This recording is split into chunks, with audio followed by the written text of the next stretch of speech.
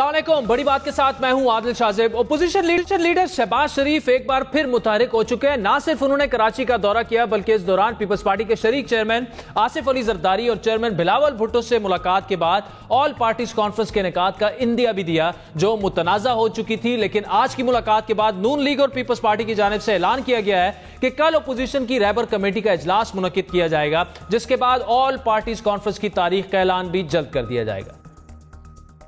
वक्त आ गया है कि एक ऑल पार्टीज कॉन्फ्रेंस की भी तारीख आ जाए और उसके बाद जो है उसके तफसीलात कल वाली मीटिंग में या उसकी आपको तारीख भी दी जाएगी। अब तक ये ऑल पार्टीज कॉन्फ्रेंस नून लीग, पीपल्स पार्टी और मौलाना फजल रहमान के दरमियान इख्तिलाफात की नजर होती रही। मौलाना का गिला था कि दोनों बड़ी जमातें एक तरफ हुकूमत गिराने की बात करती हैं तो दूसरी जानिब कानून साजी पर हुकूमत से ताउन भी करती हैं, खुफिया डीलें भी हो जाती हैं। जिसके बाद मौलाना ने अलहदा इत्तेहाद, ओपोजिशन इत्तेहाद बनाने का ऐलान किया था, लेकिन फिर शहबाज शरीफ और मौलाना की मुलाकात हुई और दावा किया गया कि मौलाना के तहफ़्फ़ुज़ात को दूर कर दिया गया है। देखिए, जहाँ तक इस बात का ताल्लुक है कि मौलाना साहब PMLN से नाराज़ हैं, ये नाराज़गी अब दूर हो चुकी है। मौलाना साहब की नाराज़गी क्या थी और फिर यकीन दहानी अगर आप हमसे शेयर करना चाहें क्या थी, क्योंकि खबरें यही चल रही थी कि वो जो शहबाज शरीफ साहब जिस तरह का उन्होंने रोल प्ले किया इससे पहले मौलाना साहब के धरनों में, फिर जो फैटफ के बिल्स वगैरह है उस पर काफ़ी वो नाराज़ थे जिस तरह नून लीग ने बकौल JUI के सोर्सेज से उनके साथ किया। यही नाराज़गी थी और क्या यकीन दहानी फिर करवाई गई कि नहीं जी आइंदा ऐसा नहीं होगा?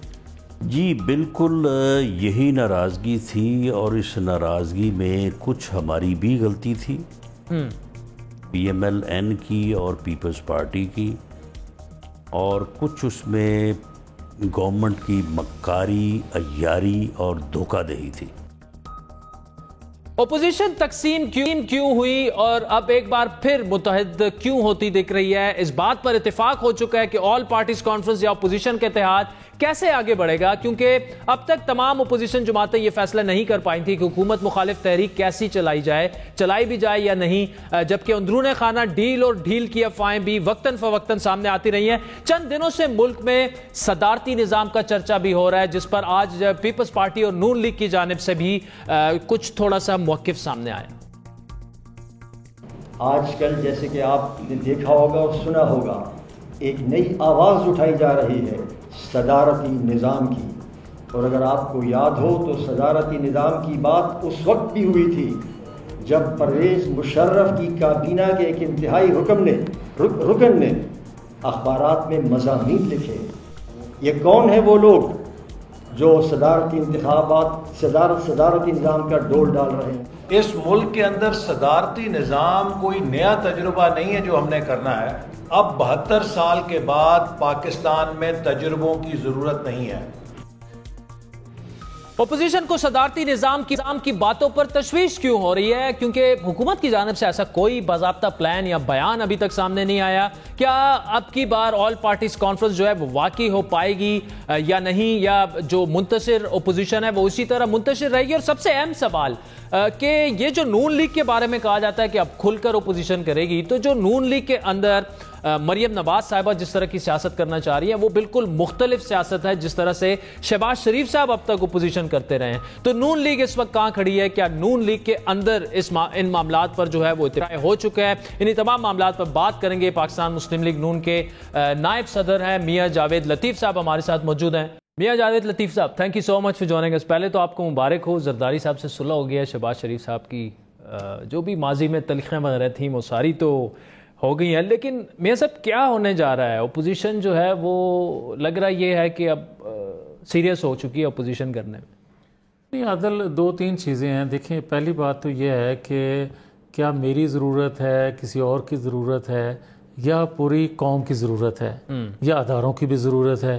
आप ये देखें कि आज मासवाए इमरान खान के या उसकी जमात के, यहाँ तक कि हुकूमत के इत्तेहादी भी कह रहे हैं कि हमने कुछ नहीं किया। यहाँ तक कि वो शेख रशीद जो उसके स्पोक्स पर्सन हैं बने हुए या जैसा भी है, वो भी खुद इतराफ़ करते हैं कि ये मामलात इस तरह चलने वाले नहीं हैं। तो मैं ये समझता हूँ कि आज अगर कोई जमात छोटी हो बड़ी हो, اگر عوام کی آواز نہیں بنے گی، آج موجودہ رجیم سے اس کی جان نہیں چھڑوائے گی، تو کل کس طرح وہ لوگوں کے پاس جا سکے گی؟ یہ ہے اصل ایشو، جس کی وجہ سے تمام چھوٹی بڑی جماعتوں کو اپنے چھوٹے موٹے اختلافات یا اختلاف رائے، ان چیزوں طریقہ کار، ان کو چھوڑ کر اکٹھا ہونا پڑے گا۔ ٹھیک، اچھا میاں صاحب، مسلم لیگ نون کے اندر اگر بات کی جائے تو وہ ابھی تو ڈھکی چھپی بات نہیں ہے کہ دو مکتب فکر انہیں کہیں یا دو مختلف نظریات والے جو ہیں،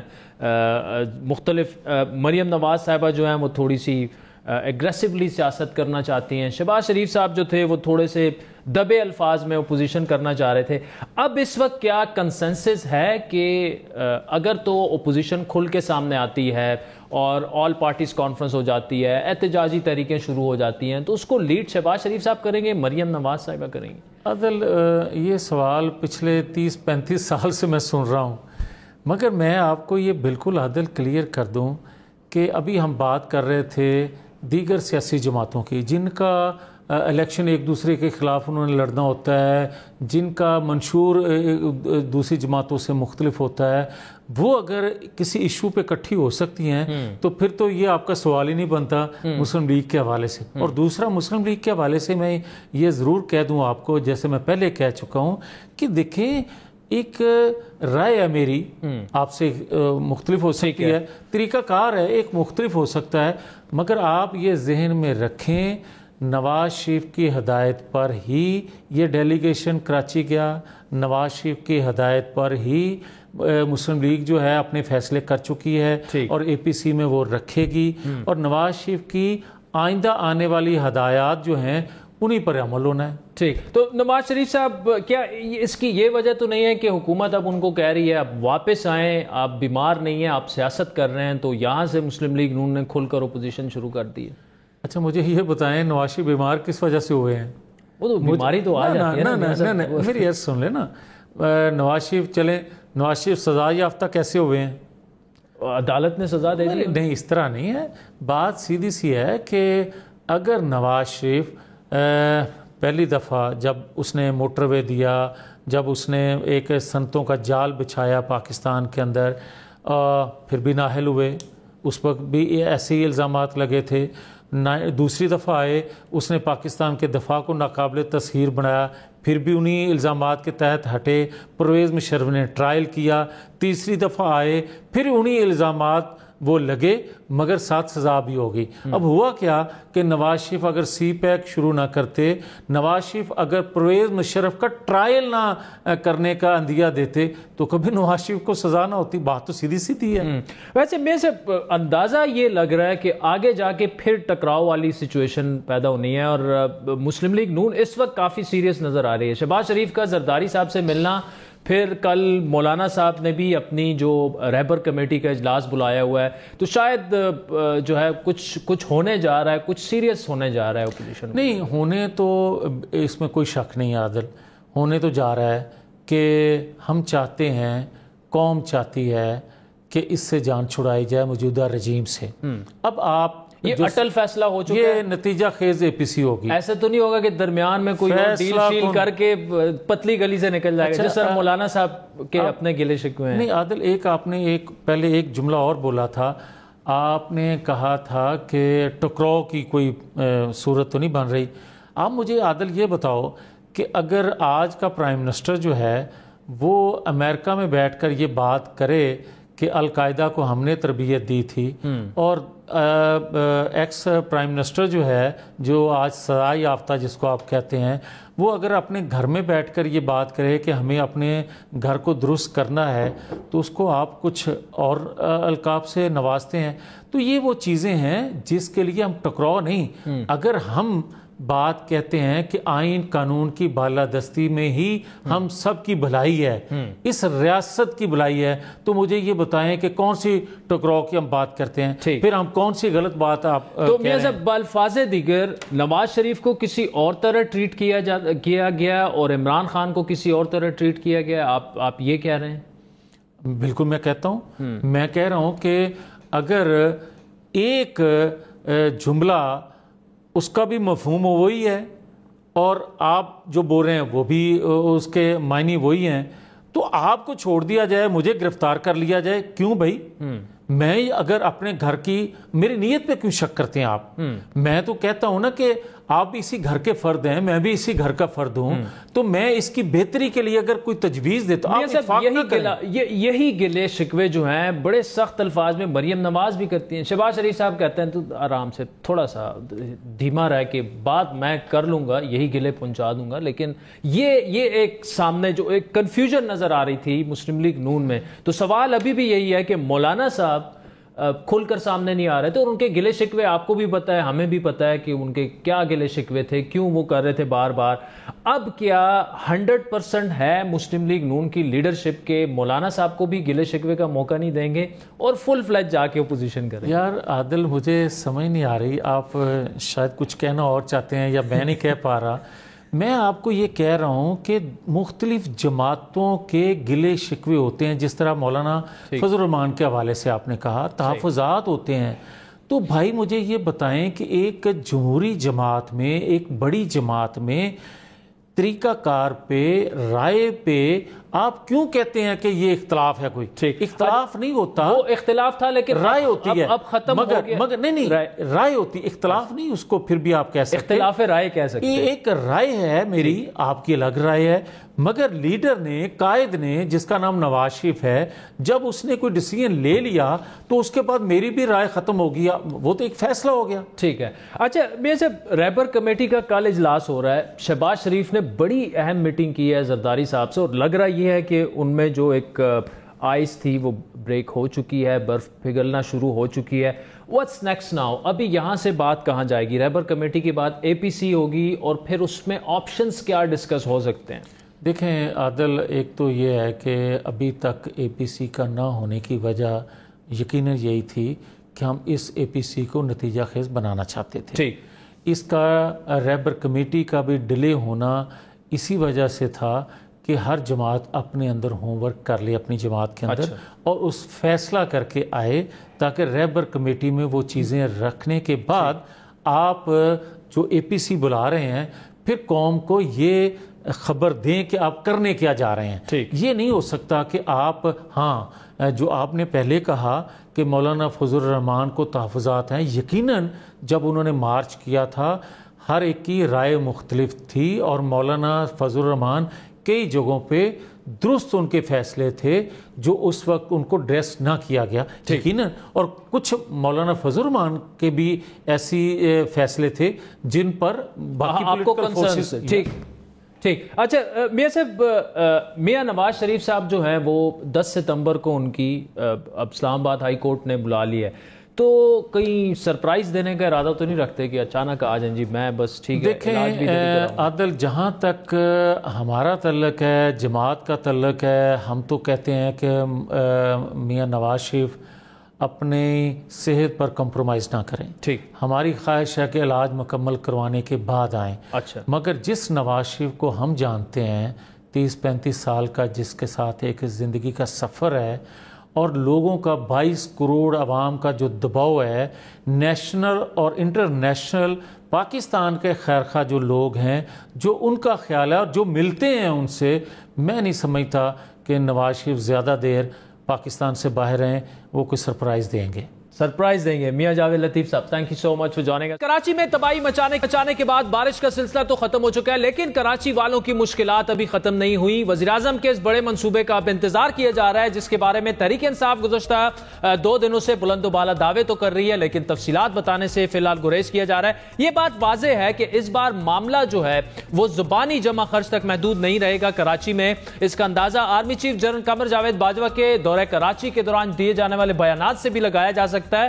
ان کے بقول کراچی کے مسائل کو تیزی سے حل کیا جائے گا، 3 سال میں کراچی کو تبدیل کر دیا جائے گا۔ آرمی چیف کے اس اہم 2 روزہ دورے کے دوران یہ بیان بھی سامنے آیا کہ پاکستان کی سلامتی اور استحکام کے لیے قومی معاشی مرکز کراچی میں جس طرح کی سچویشن ہے وہ ٹھیک کرنا بہت زیادہ ضروری ہے. انہوں نے یہ بھی کہا کہ پاکستان کا کوئی بھی شہر اس پیمانے کی قدرتی آفات کا مقابلہ نہیں کر سکتا تھا. ہمارا مسئلہ وسائل کی عدم دستیابی کا نہیں ہے بلکہ ترجیحات کا صحیح تعین نہ کرنا ہے. وفاقی اور صوبائی حکومتوں کے ذریعے جو منصوبے بنائے جا رہے ہیں انہیں فوج کی مکمل حمایت حاصل ہوگی کیونکہ مستقبل میں ان کے ملک کی اقتصادی سلامتی پر اثرات مرتب ہوں گے. آرمی چیف کے بقول اس قدرتی آفت نے پاکستان میں بڑے شہروں کے انتظام کو ترجیح دینے کا موقع فراہم کیا تاکہ مستقبل میں ایسی جو آفات ہے اس سے بچا جا سکے. اس بیان سے یہ واضح ہوتا ہے کہ کراچی کے لیے وزیر اعظم کی جانب سے سامنے آنے والا پلان جو ہے وہ انتہائی اہم نوعیت کا ہوگا. اور یہ خبریں بھی ہیں کہ کورونا اور ٹڈی دل کے خاتمے کے لیے جو قائم کیا جانے والا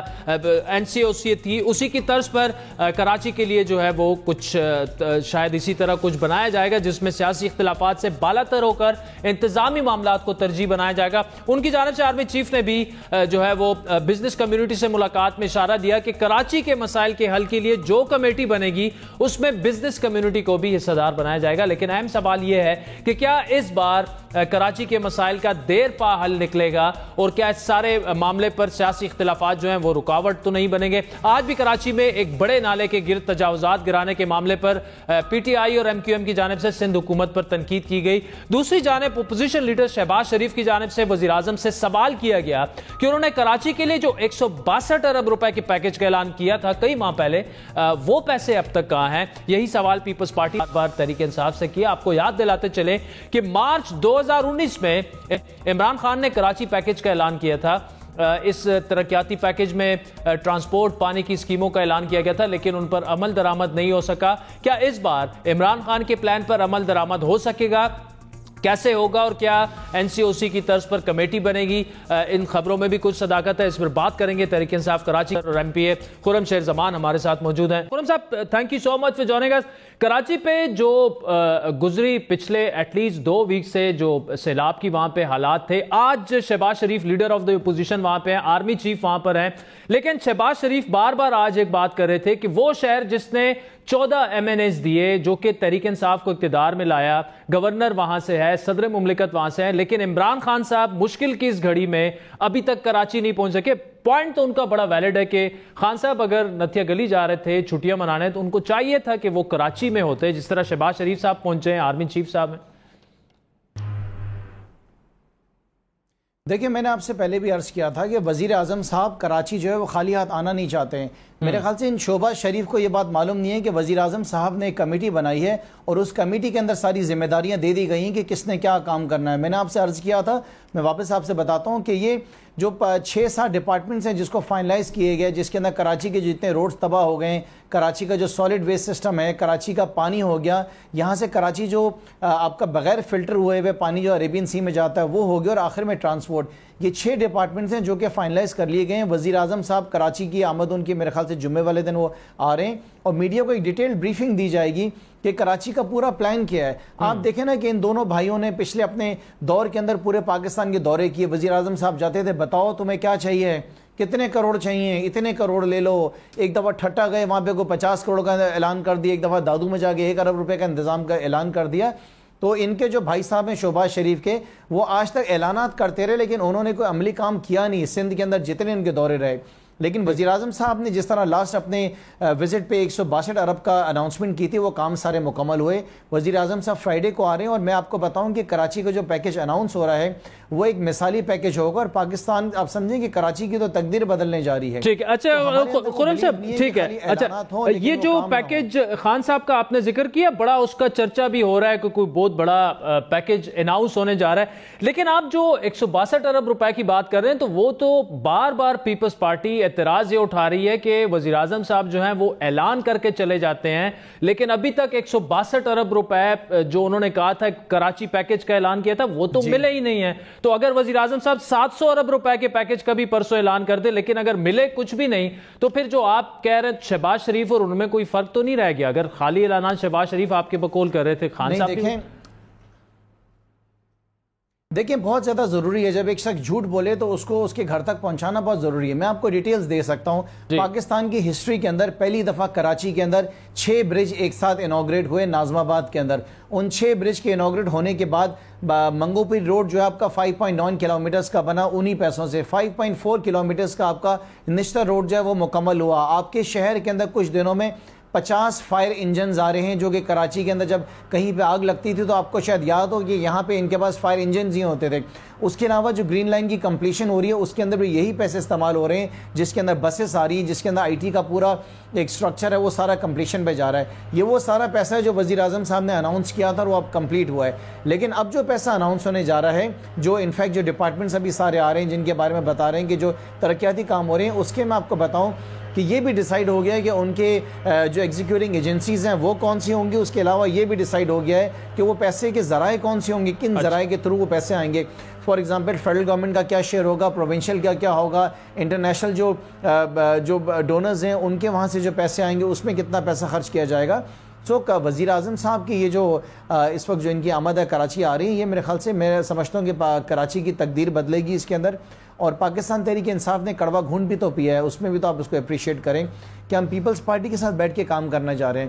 اور ہمارا جو اس کے اندر غرض ہے وہ صرف یہ ہے کہ کراچی کے مسائل حل ہو جائیں، کراچی کے کام ہو جائیں. بھلے کریڈٹ کوئی بھی لے لے، بھلے کریڈٹ سندھ حکومت کے پاس چلے جائے، لیکن تحریک انصاف کام کر رہی ہے.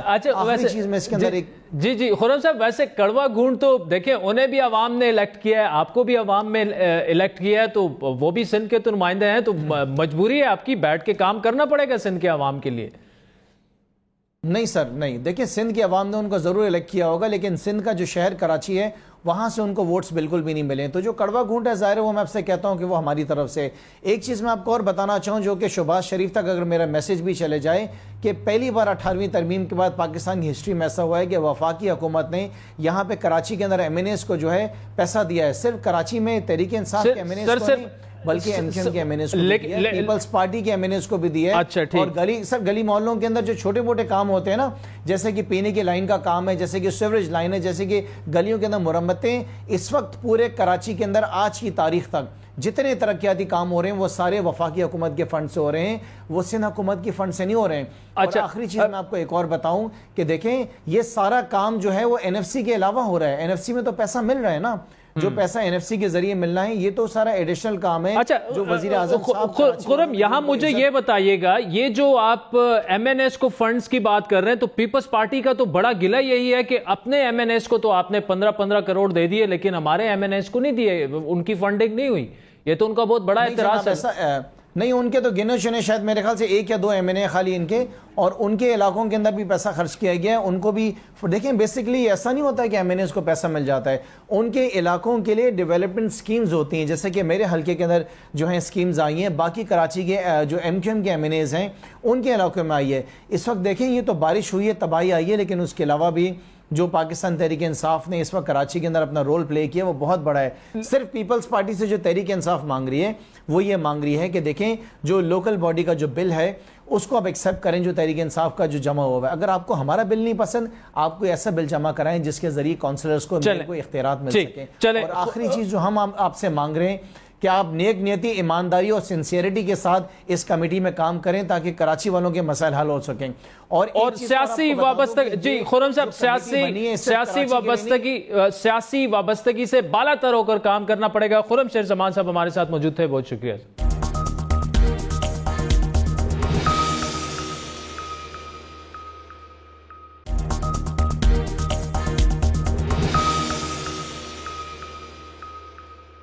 ویلکم بیک ناظرین. اندرون سندھ اور کراچی کے بعد گزشتہ دو دنوں سے خیبر پختونخوا کے بالائی علاقوں خصوصاً سوات، دیر، چترال، کالام، بحرین، مدین، مانسہرہ جیسے جو علاقے ہیں شدید بارشوں کے بعد سیلاب کی صورتحال اور پریشان کن مناظر جو ہیں وہاں سے سامنے آ رہے ہیں.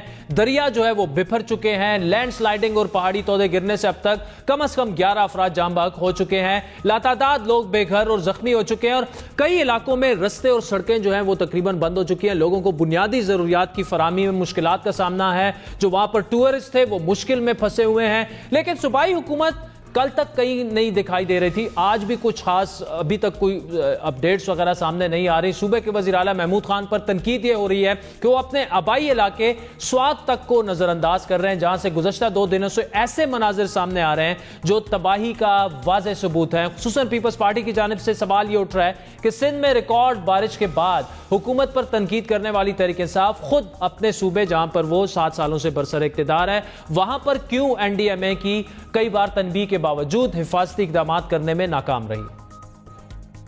اس وقت اگر حالت خراب ہے تو سوات کی خراب ہے, چترال کی خراب ہے, جہاں سیلاب نے اور بارشوں نے تباہی پھیر دی ہے. چیف کے پی کا اپنا علاقہ ہے, وہاں میرا خیال ہے کہ فوری طور پر وزیر اعظم کو بھی جانا چاہیے اور تمام لوگوں کو توجہ دینی چاہیے. بلوچستان کے چیف منسٹر نے میرے سامنے جو این سی سی کی میٹنگ ہوئی تھی 2-3 روز قبل, وہ اتنے پریشان تھے کہ انہوں نے کہا کہ سیلاب کی وجہ سے ہمارے 2 ڈویژن مکمل طور پر ڈوب گئے ہیں.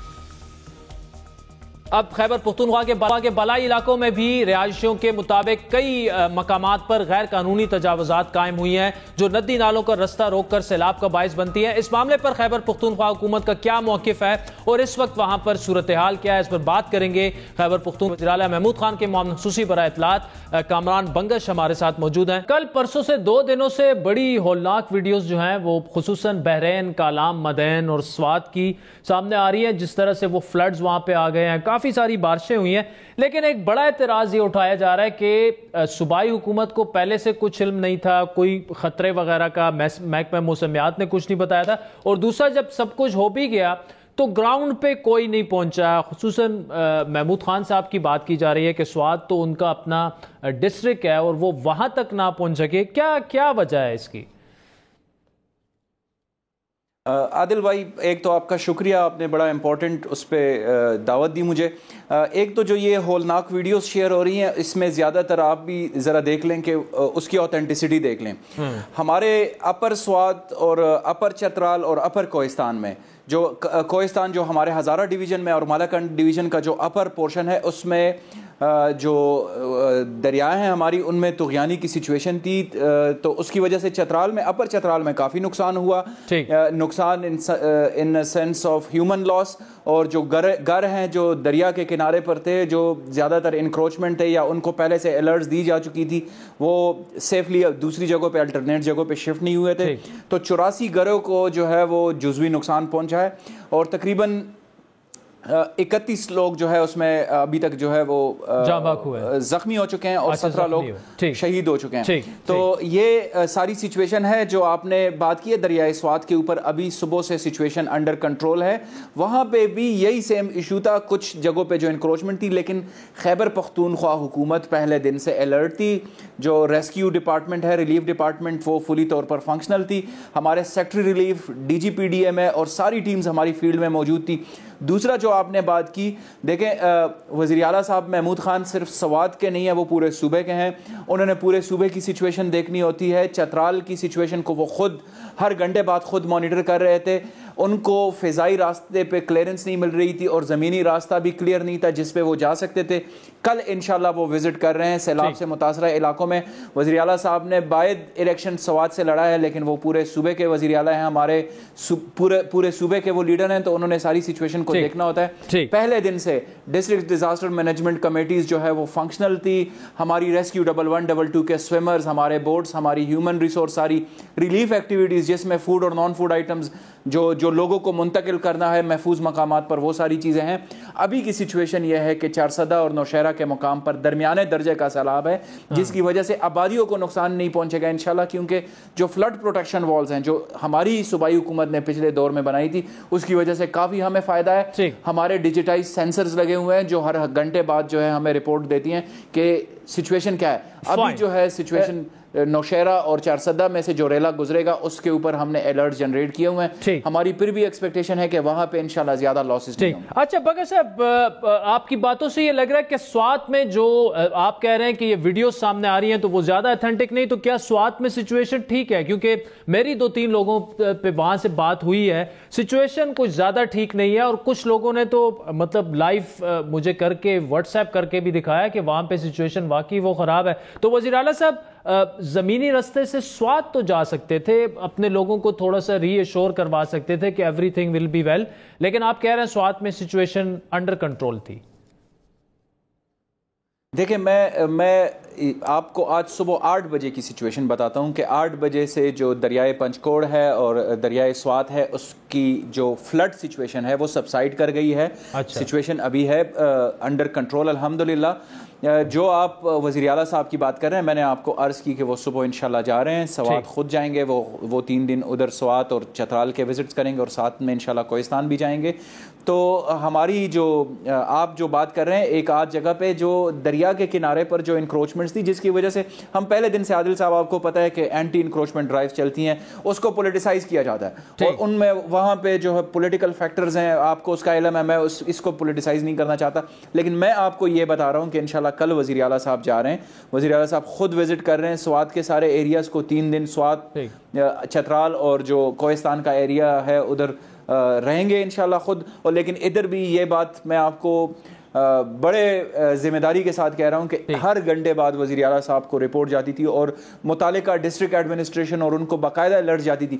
اگر آپ یہ کہتے ہیں عادل صاحب کہ ہم بھی باقی لوگوں کی طرح لمبے بوٹس پہن کر اور اوور ہال پہن کر اور ٹوپی پہن کر نکلیں, پانی میں آدھا گھنٹے تصویریں کھینچ لیں, یہ سب سے آسان کام ہے. میں یہ سمجھتا ہوں کہ اس سے زیادہ آسان کام سیاسی لوگوں کے لیے ہو ہی نہیں سکتا کہ سوشل میڈیا پہ آپ تصویریں لگا لیں, پرنٹ میڈیا, الیکٹرانک میڈیا کا پیٹ آپ بھر دیں. لیکن حقیقت میں جو کام ضروری ہے ان علاقوں کے لیے وہ ریلیف ایکٹیویٹیز ہیں جو ہماری ڈسٹرکٹ کی فیلڈ فارمیشنز ہیں, اور وہ ہم نے کیا. ہمارا جو پہلا ایجنڈا تھا کہ ادارہ جاتی اصلاحات کی ضرورت ہے, اس کے ثمرات آ رہے ہیں. آپ کووڈ میں دیکھ لیں خیبر پختونخوا کی پرفارمنس, اور ابھی بھی آپ کو میں یہ ایشورنس دے رہا ہوں کہ سب سے زبردست رسپانس خیبر پختونخوا حکومت کی ہے. اچھا بنگے صاحب, ایک تو یہ کہ ابھی تو بالکل سچویشن انڈر کنٹرول معلوم ہو رہی ہے, لیکن اوور آل کتنا تخمینہ لگایا جا سکتا ہے؟ خصوصاً دیکھیں سوات کی اگر آپ بات کریں تو انکروچمنٹ تو ڈیفینیٹلی تھی, دریا کے دونوں طرف تھی, اور اس کی وجہ سے, لیکن 7 سالوں سے اگر وہاں پر پختونخوا میں تحریک انصاف کی گورنمنٹ ہے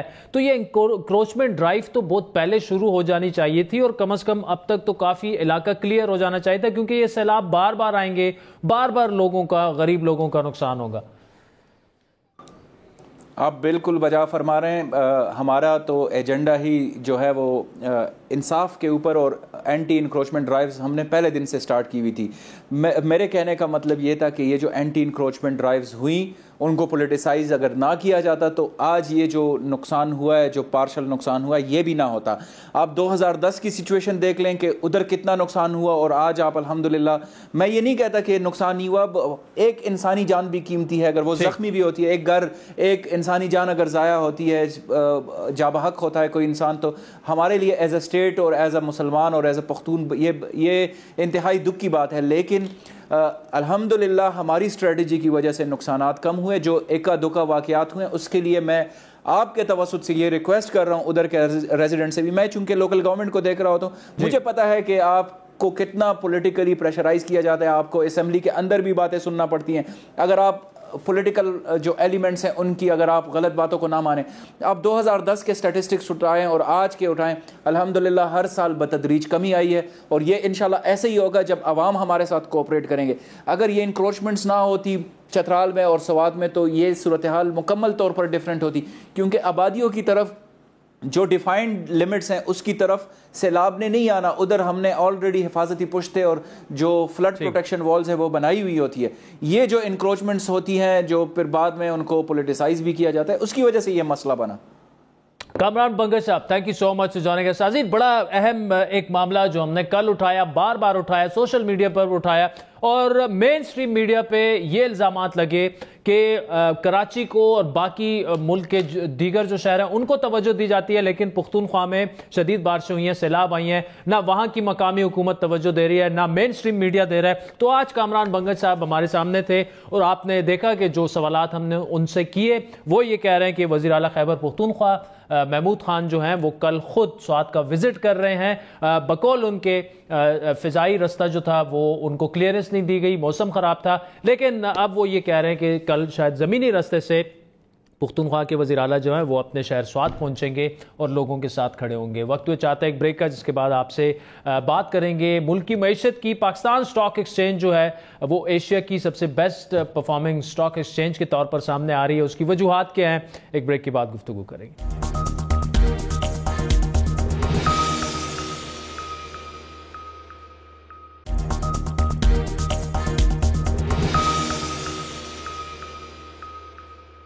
ویلکم بیک ناظرین. کورونا کے منفی معاشی اثرات کے بعد اب پاکستان کی معیشت سنبھلنا شروع ہو چکی ہے. مثبت اشارے مل رہے ہیں. آج کی خبر کے مطابق نیو یارک کی ریسرچ فرم مارکیٹ کرنٹس ویلتھ نے پاکستان اسٹاک ایکسچینج کو ایشیا کی بہترین اور دنیا بھر میں چوتھی بیسٹ پرفارمنگ مارکیٹ قرار دیا ہے. یہ پرفارمنس حیران کن بھی ہے اور خوشائند بھی ہے. حیران کن اس لیے ہے ناظرین کہ پاکستان کے پڑوسی ملک انڈیا کو اس وقت ایک بڑے معاشی بحران کا سامنا ہے, جہاں کورونا کی وبا کے معاشی اثرات اتنے برے تھے کہ ریکارڈ انڈیا کی معیشت کو جو ہے وہ 24% جو ہے انڈیا کی معیشت کورونا کی وجہ سے وہ سکڑ چکی ہے. تقریباً 12 کروڑ کے لوگ جو ہیں 12 کروڑ لوگ وہ بے روزگار ہو چکے ہیں. لیکن پاکستان میں معیشت جو ہے وہ ٹریک پر آنا شروع ہو گئی ہے, جس کا اندازہ اس بات سے بھی لگایا جا سکتا ہے کہ جولائی اور اگست کے مہینوں میں FBR کے دعوے کے مطابق ہدف سے زیادہ ٹیکس وصول کیا گیا. لیکن سوال یہ اٹھ رہا ہے کہ کیا معیشت کی جانب سے ملنے والے یہ مثبت اشارے جو ہیں وہ عام آدمی کے لیے ریلیف لائیں گے. ایک بڑا ریلیف تو یہ سامنے آیا کہ ادارے شماریات کے مطابق اگست کے مہینے میں مہنگائی کی شرح میں کمی واقع ہوئی ہے اور 9.3% سے کم ہو کر مہنگائی 8.2% تک آ چکی ہے. روزمرہ کی کئی اشیاء جو ہیں ان میں اشیاء ضرورت جو ہیں ان میں بھی قیمتوں میں کمی واقع ہوئی ہے. لیکن ان اعداد و شمار کے ساتھ ساتھ یہ حقیقت بھی اپنی جگہ موجود ہے کہ حکومت اب تک نہ تو چینی کی قیمت میں کمی لا سکی ہے, نہ ہی آٹے کی قیمت میں کمی لا سکی ہے, بلکہ خود سرکاری اعداد و شمار کے مطابق گزشتہ ماہ کے مقابلے میں اگست کے مہینے میں گندم کی قیمت جو ہے وہ تقریباً 12% اور آٹے کی قیمت 6% زیادہ ہو چکی ہے. اسی طرح چینی کی قیمت 13% تک زیادہ ہو چکی ہے, باوجود اس کے کہ حکومت نے چینی اور گندم درآمد کرنے کا فیصلہ کیا. ذخیرہ اندوزوں کے خلاف ایکشن لینے کے اعلانات ہوئے, لیکن مارکیٹ میں اس کے اثرات دکھائی نہیں دے رہے. اسی لیے ایک عام آدمی کی جانب سے ان مثبت معیشت کے جو مثبت اشارے مل رہے ہیں اس کے باوجود سوال یہ کیا جا رہا ہے کہ حکومت عوام کو ریلیف کب تک دے گی, کیونکہ جہاں ایک جانب سے مثبت خبریں آ رہی ہیں تو وہیں دوسری جانب سے معاملہ الٹا ہو جاتا ہے. عمران خان نے رواں ماہ ایک طرف پیٹرول کی قیمتوں میں اضافہ نہ کرنے کا اعلان کرتے ہوئے 17 ارب کا نقصان برداشت کرنے کا دعویٰ کیا, تو دوسری جانب فیول ایڈجسٹمنٹ کی مد میں بجلی مہنگے کرنے کا فیصلہ کیا گیا. آج سیلابی صورتحال کا سامنا کرنے والے کراچی کے باسیوں کے لیے بھی ایسے وقت میں بجلی مہنگی کرنے کا فیصلہ کیا گیا جب سندھ اور کراچی کی عوام ریلیف کے لیے عمران خان کے پیکج کا انتظار کر رہے ہیں. گزشتہ دنوں حکومت کی جانب سے نجی پاور کمپنیز کے ساتھ تاریخی معاہدے کا دعویٰ کیا گیا. یہ اعلان کیا گیا کہ نجی پاور کمپنیز جو ہیں ان کے منافع میں کمی لائی جائے گی, سرکولر ڈیتھ پر قابو پایا جائے گا. لیکن آج کی خبر کے مطابق نجی پاور کمپنیز میں اس معاہدے پر اختلافات کے بعد یہ معاہدہ اب خطرے میں پڑ چکا ہے. ایک طرف حکومت 10 ارب ڈالر قرضوں کی واپسی کی خوشخبری سنا رہی ہے, تو دوسری جانب بیرونی قرضوں میں مجموعی طور پر اضافہ ہوا ہے. حکومتی پالیسی میں یہ تضادات کیوں ہیں؟ مثبت معاشی خبروں کے باوجود عوام کو جس ریلیف کا دعویٰ کیا گیا تھا اب تک وہ کیوں نہیں فراہم کیا جا سکا, اور آٹے اور چینی جیسی جو عام ضرورت اشیاء کی جو قیمتیں ہیں ان کو بھی بار بار نوٹسز اور کارروائیوں کے باوجود کنٹرول کیوں نہیں کیا جا سکتا؟ اسی پر بات کریں گے تحریک انصاف اور سابق پارلیمانی سیکرٹری برائے کامرس شاندانہ گلزار ہمارے ساتھ موجود ہیں. یہ بتائیے گا کہ آخر کار کوئی اچھی خبریں آنا شروع ہو گئی ہیں الحمدللہ. اسٹاک ایکسچینج جو ہے best performing stock exchange in South Asia اور پھر اسپیشلی ایشیا, اور پھر چوتھی دنیا میں اسٹاک ایکسچینج جو ہے پاکستان میں. اور اگر ہم اپنے ہمسایہ ممالک کو بھی دیکھیں, انڈیا کی اکانومی جو ہے 24% شرنک کر چکی ہے, 12 کروڑ لوگ وہاں پر بے روزگار ہو چکے ہیں. یہ ہوا کیا؟ کچھ جادو کی چھڑی چلا دی عمران خان صاحب نے؟ شکریہ عادل. مجھے یاد آتا ہے, اگر آپ مجھے اجازت دیں, کہ میرا پہلا شو آپ ہی کے پہلے زندگی کا شو آپ ہی کے ٹی وی پروگرام سے تھا, اور اگر آپ کو یاد ہے ہم تب بھی IMF پہ بات کر رہے تھے. بالکل یاد ہے. اور مجھے یاد ہے میں نے تب بھی آپ کو کہا تھا کہ مشکل راہیں ہیں سامنے بٹ بہتر ہو جائیں گی. اور وہ میں نے اس وجہ سے کہا تھا کہ کوئی بھی جو آپ کی مطلب جو باہر ممالک میں لوگ بیٹھے آپ کی اکانومی کو دیکھ رہے تھے, ان کو آثار نظر آ گئے تھے کہ جی اب یہ بندہ بیمار ہونے لگا ہے اور اس کو ٹھیک ہونے میں وقت لگے گا. انڈیا کی اگر آپ بات کرتے ہیں یا ارد گرد سوائے بنگلہ دیش کے اور پاکستان کے کوئی پازیٹیو گروتھ نہیں دکھا رہا. اس کا ڈائریکٹ تعلق کرونا سے ہے.